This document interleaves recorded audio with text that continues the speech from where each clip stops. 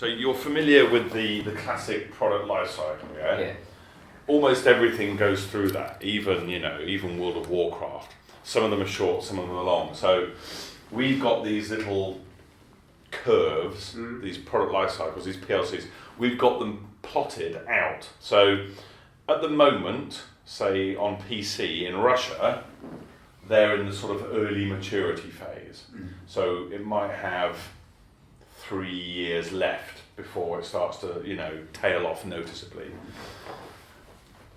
You go to Eastern Europe, and it's just a little bit before that. You go to Western Europe, and it's even before that. You go to America and Asia, and it's still, in the growth stage. So it varies by region, and then it also varies by format, because the game, is brand new on PS4, and it's, still quite new on Xbox. So it depends on the market and the format for a start, but there's all these different stages of where we're at. Sorry.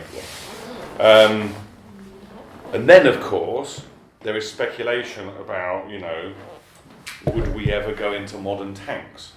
Yes. Which is an obvious thing for us to be thinking about. Now, I don't know, but I have to assume that somewhere in Wargaming world, there's a small group of people already thinking about that, and, with some prototypes or at least game designs, which we can green light. So I think it's an obvious thing for us to do.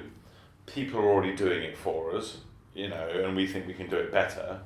And, if we don't, I think it would be a huge missed opportunity. So let's speculate that in, a few years' time, when all of these existing World of Tanks life cycles are starting to move into maturity, that we can then basically drop in a, let's call it World of Tanks 2 Modern Tanks for the sake of argument, which then basically then gives us another 10 years and literally picks up from where Tier 10 currently finishes in like the 50s, and then literally carries on telling the story of tanks up until the present day, because we know that people want to drive Leopards and Martyrs and Challengers and Abrams. We know that.